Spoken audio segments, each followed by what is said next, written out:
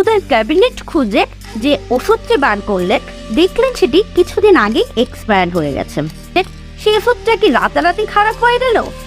এই ঘটনা শুধু ওষুধের ক্ষেত্রে নয়, কোনো প্যাকেজিং ফুডের ক্ষেত্রেও হয়। হ্যালো ভিউয়ার্স, আজকের ভিডিও শুরু করার আগে চলুন আপনাদের একটা প্রশ্ন করি। ধরুন একটা রেস্টুরেন্ট থেকে আপনি আর আপনার ফ্যামিলি লাঞ্চ অথবা ডিনার সেরে বাড়িতে ফিরেছেন। মাঝরাতে আপনার পেট খারাপ অথবা বমি শুরু হয়ে গেল। তখন আপনি ওষুধের ক্যাবিনেট খুঁজে যে ওষুধটি বার করলেন দেখলেন সেটি কিছুদিন আগে এক্সপায়ার হয়ে গেছে। তখন আপনার মনে এই প্রশ্নটা সবার আগে উঠে আসে যে যেটা কিছুদিন আগে ভালো ছিল ইতিমধ্যে এক্সপায়ার হয়েছে, সেই ওষুধটা কি রাতারাতি খারাপ হয়ে গেল? এই ঘটনা শুধু ওষুধের ক্ষেত্রে নয়, কোনো প্যাকেজিং ফুডের ক্ষেত্রেও হয়। এইরকম সিচুয়েশনে আমাদের মনে এই প্রশ্নগুলোই আসে। আজ আমরা সেই প্রশ্নগুলোর উত্তরই জেনে নেব। আর যারা আজকে আমাকে প্রথমবারের জন্য দেখছেন তাদের জন্য বলে রাখি, আমি মৌমিতা, আপনারা দেখছেন unboxing fact. Welcome to our channel. যারা এখনও আমাদের চ্যানেলটিকে সাবস্ক্রাইব করেননি তারা অবশ্যই সাবস্ক্রাইব করে দেবেন আর পাশে থাকা বেল আইকনটি অনে প্রেস করে রাখবেন। আর যদি আপনি এই ভিডিওটা ফেসবুকে দেখে থাকেন তাহলে আমাদের পেজটি অবশ্যই লাইক করে দেবেন। দিল্লির ম্যাক্স হসপিটালের প্রোগ্রাম ডিরেক্টর এই ব্যাপারে বিশেষ আলোকপাত করেছেন। তিনি জানিয়েছেন যে মেডিসিনের প্যাকেজিংয়ের ওপর এক্সপায়ারি ডেট লিখে রাখার মেন রিজন হলো ওই ডেট এর আগে পর্যন্ত ওষুধটি প্রপার কন্ডিশনে প্রপার স্টোরেজে রাখা হলে ওষুধটি তার 90% গুণ ধরে রাখতে পারে। কিন্তু তার মানে কি এক্সপায়ারি ডেট চলে যাওয়া মানেই রাতারাতি সেটি বিষে পরিণত হয়? USA food and drug administration 100-র বেশি ওষুধ নিয়ে একটি রিসার্চ করেছিল, যেখানে দেখা গেছিল 90%-এরও বেশি ওষুধের এক্সপায়ারি ডেটের 15 বছর পরেও তাদের মধ্যে গুণাগুণ বজায় ছিল।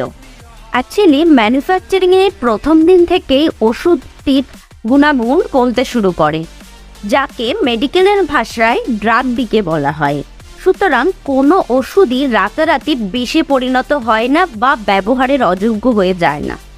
ম্যাক্স হসপিটালের প্রোগ্রাম ডিরেক্টর ডক্টর অশ্বিন এই ব্যাপারেও জোর দেন যে যে কোনো ধরনের লাইফ সেভিং মেডিসিন এক্সপায়ারি ডেটের পর নেওয়া উচিত নয়, যেমন যে কোনো ধরনের অ্যান্টি এপিলেপটিক মেডিসিন বা যে কোনো ধরনের অ্যান্টি অ্যাঞ্জিনাল মেডিসিন। এমনকি ওরাল কন্ট্রাসেপটিভ, আই ড্রপ আর ইনসুলিনও এই গ্রুপের মধ্যেই পড়ে। অর্থাৎ সোজা কথা হচ্ছে, যে ওষুধগুলির ওপর জীবন নির্ভর করে সেই ওষুধগুলি এক্সপায়ারি ডেটের মধ্যেই নেওয়া উচিত। এই ব্যাপারে একটা কথা বলে রাখি, আপনি যে ওষুধ ব্যবহার করছেন সেই ওষুধ যদি আপনি প্রপার কন্ডিশনে স্টোরেজে না রাখেন তাহলে ওষুধটি এক্সপায়ারি ডেটের আগেই সেটা ব্যবহারের অযোগ্য হয়ে যেতে পারে। অর্থাৎ ওষুধটি এক্সপায়ারি ডেটের মধ্যে আছে মানেই যে ওষুধটির গুণাগুণ বজায় আছে তা নয়। ওষুধটি ভালো আছে কিনা সেটা ডিপেন্ড করছে ওষুধটি কিভাবে রাখা হয়েছিল তার উপরে। প্র্যাকটিক্যালি যে কোনো দেশ এই মেডিসিন ব্যবহার করে কোনো একটা নির্দিষ্ট নিয়ম মেনে। কোনো ডাক্তার বা কোনো ফার্মাসিস্ট যে নর্মালি কোনো এক্সপায়ারি ওষুধ ব্যবহার করার সাজেস্ট করবেন না সেটাই স্বাভাবিক। কোনো কিছু ডিসাইড করার আগে এটা জেনে রাখা দরকার যে এক্সপায়ার মেডিসিন আপনার শারীরিক কী কী ক্ষতি করতে পারে। এক্সপায়ার মেডিসিন আপনার শরীরের লিভার আর কিডনিতে এফেক্ট ফেলতে পারে, এছাড়া অ্যালার্জির কারণ হতে পারে, তাছাড়াও মেটাবলিজমকে দুর্বল করে দিতে পারে আর ইমিউনিটি সিস্টেমেও এফেক্ট ফেলতে পারে। এ তো গেল মেডিসিনের ব্যাপার। এবার আসুন দেখা যাক প্যাকেজিং ফুডের ব্যাপারে। প্যাকেজিং ফুডের ওপরে ইউজড বাই বা বেস্ট বিফোর এই ধরনের কথাগুলো লেখা থাকে। এই ট্যাগলাইনগুলোর অর্থ কী? এই ডেটগুলো পেরিয়ে গেলেই বা ফুড আইটেমগুলোর কী কী চেঞ্জ হতে পারে?